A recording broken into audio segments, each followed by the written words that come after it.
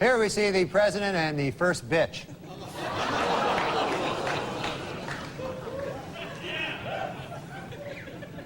Hey, slow down, you bitch. Let me catch up.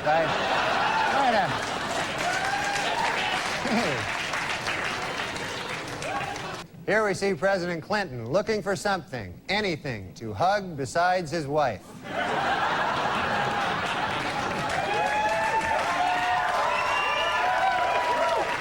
This week in South Africa, Winnie Mandela was removed from the new government by her husband, President Nelson Mandela.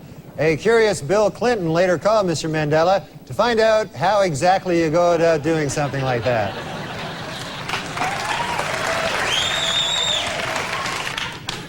Gosh, Hillary looks pretty in this photo here, doesn't she? Never realized she was such a looker till I see her here in this picture. A frightening moment this week for First Lady Hillary Clinton. Her plane, en route to the former Soviet Union, was forced to make an emergency landing when it was discovered that a frayed wire in the engine was causing serious malfunctions. The president was said to be furious and demanded an immediate investigation of what went wrong with Operation Frayed Wire.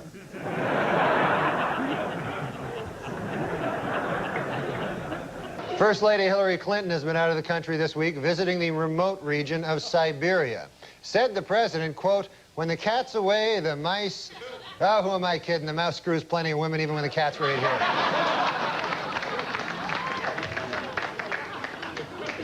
At the White House this week, President Clinton officially came out against same-sex marriages. What's more, the president said he is not too crazy about opposite-sex marriages either.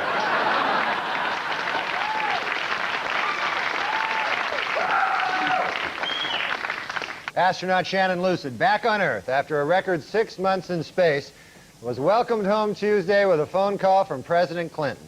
Said the president, quote, "This is just the beginning. One day we'll be able to send an American into space indefinitely, and I hope it's a woman."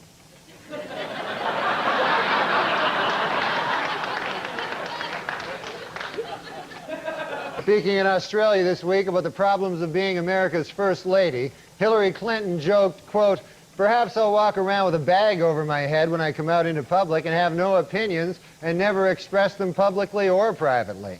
To which the president replied, "Yes, yes, oh God, yes."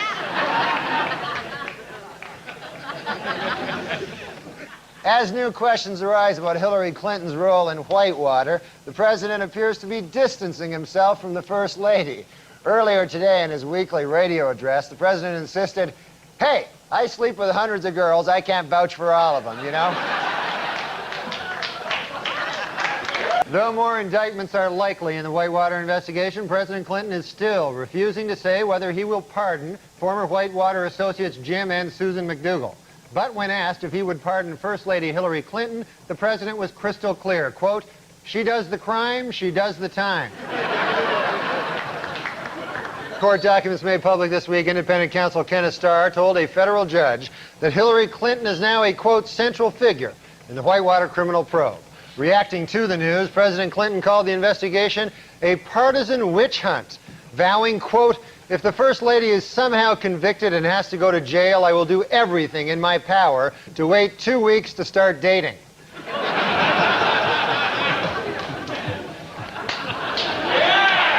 With growing indications that First Lady Hillary Clinton may be indicted for her role in Whitewater, President Clinton is reportedly starting to prepare for that possibility. Plans so far include renting a hall, hiring a band, and making a giant bathtub with margaritas. In a unanimous verdict this week, a Santa Monica jury found O.J. Simpson liable for the wrongful deaths of Nicole Brown Simpson and Ronald Goldman, awarding the plaintiffs damages of $8.5 million. Reacting to the verdict, Simpson insisted that he has nowhere near that amount of money and that his only remaining asset is 30 pairs of Brune Mali shoes. The announcement of the verdict came toward the end of President Clinton's annual State of the Union address, and to many observers, completely overshadowed the event. Even the president was distracted during his speech, waiting to hear exactly how much it costs to kill your wife.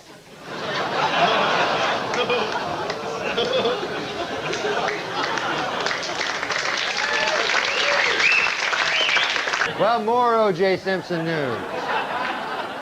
On Friday, the Juice officially endorsed Bill Clinton for president, adding, quote, "I'd like to help him any way I can." To which the president replied, "Well, there is one thing."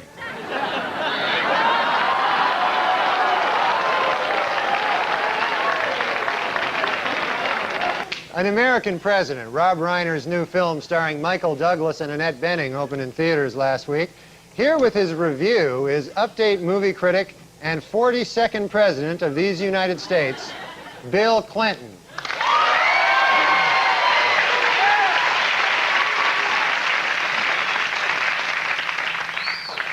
Thank you, Norm. Thank you all. And what did you like best about the movie? The dead wife. Independence Day, the science fiction fantasy starring Jeff Goldblum, Bill Pullman, and Will Smith, was not only last summer's biggest box office hit, it was a national phenomenon. Here with his review is Update movie critic and 42nd President of these United States, Bill Clinton.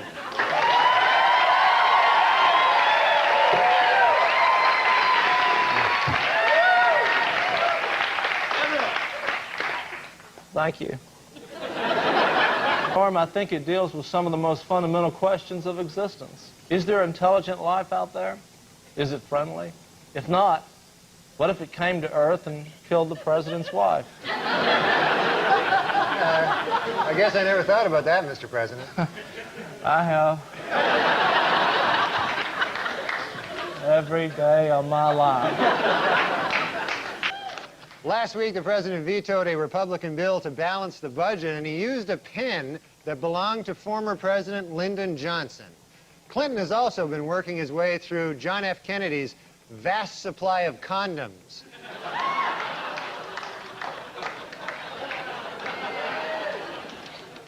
Well, more bad news for Bill Clinton. This week, an appellate court ruled that Paula Jones can proceed with her sexual harassment suit against the president. Jones' suit is based on a 1991 hotel room encounter during which she alleges that then-Governor Clinton dropped his pants and exposed himself. She is seeking $700,000 in damages, $100,000 for trauma after seeing the governor's penis, and $300,000 for each thigh.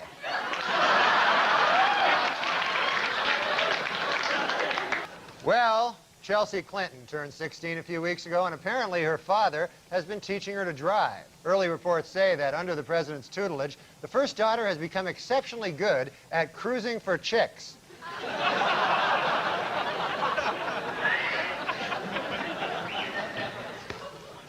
A Connecticut hotel where Bill Clinton spent the night has donated to a charity auction a bagel the president ordered from room service but never ate. Though potential bidders should be advised, while the president never actually ate the bagel, he did have, quote, relations with it.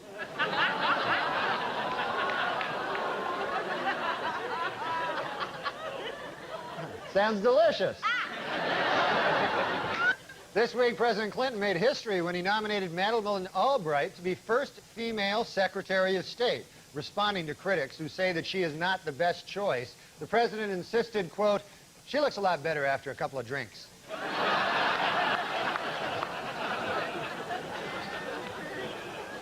This week, in arguments before the Supreme Court, lawyers for President Clinton asked that the sexual harassment suit brought by Paula Jones be delayed until he leaves office. According to Clinton's attorney, quote, "If the president were hauled into court every time some nut accused him of sexual harassment, he'd have no time to scare up tail."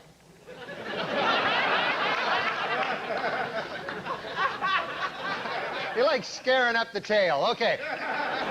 More bad news for the president. This week, convicted Whitewater swindler James McDougal claimed that his ex-wife, Susan McDougal, had an affair with Clinton while he was governor of Arkansas.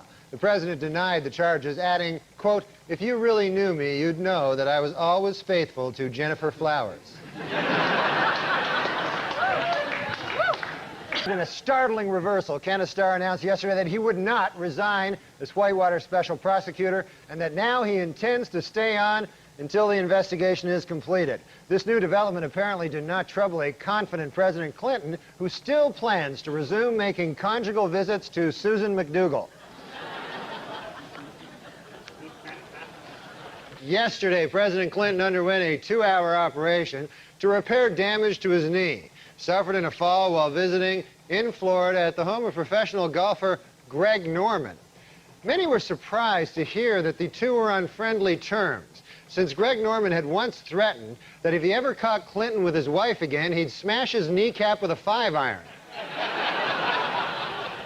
The White House says that surviving relatives of those who died in a 40-year-old federal study which allowed men infected with syphilis to go untreated will get an official apology from President Clinton.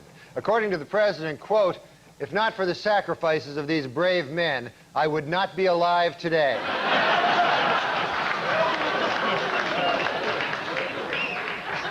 Court-martial proceedings are set to begin Tuesday against Air Force Lieutenant Kelly Flynn, the nation's first female B-52 pilot. Flynn is accused of conducting an adulterous affair with a married man, as well as having a brief fling with a second airman, and then lying about it. An Air Force prosecutor called her, quote, "a sexual predator," while her commanding officer called her a, quote, "lying sex addict." Meanwhile, President Clinton called her. Well, the White House is an empty nest this week following Chelsea Clinton's departure to begin studies at Stanford University. A wistful President Clinton says that while it's difficult to see his daughter grow up, at least now he'll feel less guilty about hitting on her friends.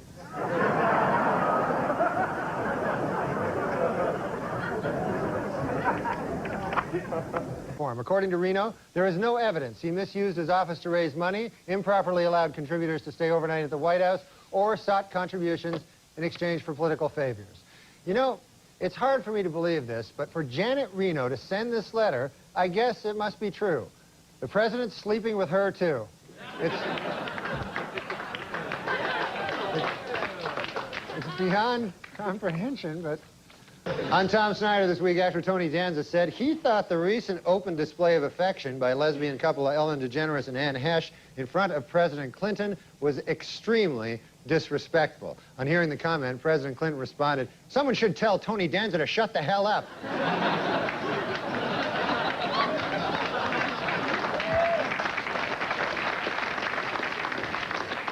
Meanwhile, President Clinton was in Akron, Ohio this week, presiding at a town meeting about race relations in America. The president chose Akron as the site of the meeting, partly because it is the home of the Coming Together Project, an organized effort to end racism, and partly because it is the home of Suzanne Rosenberg, an old classmate from Oxford the president still has sex with. Well, President Clinton received an early Christmas present this week, an adorable Labrador puppy. And presidential historians say that it will be good for his image. According to these scholars, in comparison to a male dog, the president's sex life will seem relatively normal. A 5-year-old child writes, "Dear Mr. President, when the Republicans are finished wasting taxpayer money on their Whitewater witch hunt, perhaps they can join you in your efforts to protect Medicare and the environment and to expand the Earned Income Tax Credit. P.S. Paula Jones was asking for it." Here's one from Elizabeth A. of Long Island, who wrote, "Dear President Clinton, Newt Gingrich is a bad, bad man." Also, Paula Jones was asking for it.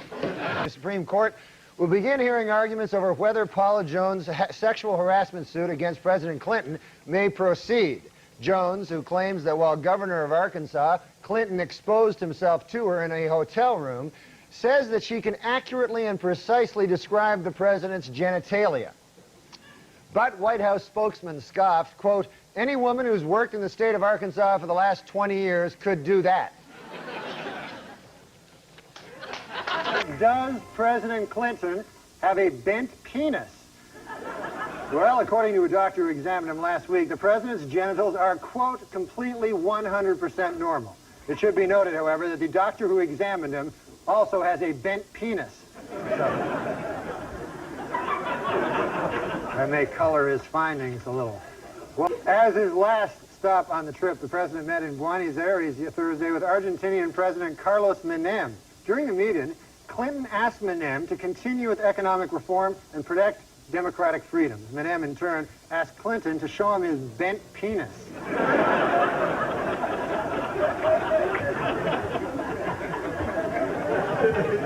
Tomorrow, Chinese President Jiang Zemin begins a week-long visit that could define U.S. relations with China for years to come. President Clinton plans to ask Jiang for several things, including human rights reform, trade expansion, and a Chinese herb said to have the power to straighten a bent penis. This week, an angry President Clinton demanded that Congress stop dragging its feet on something he has long championed, a medical Bill of Rights for U.S. citizens. In all, there are 10 items in the President's Bill of Rights, running from number 1, a rich, satisfying sex life is the foundation of good health, to number 10, a straight penis is not a privilege, it is a right.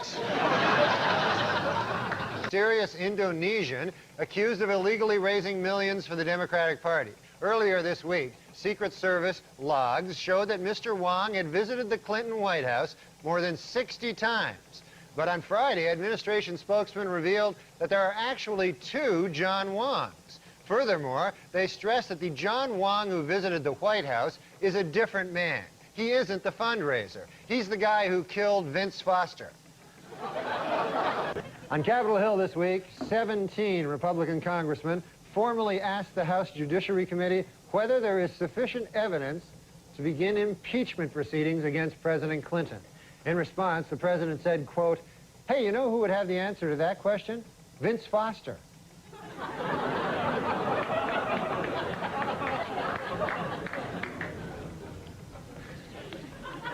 This weekend, veteran news anchorman David Brinkley apologized to Bill Clinton for an election night commentary in which he called the president, quote, "boring and uncreative."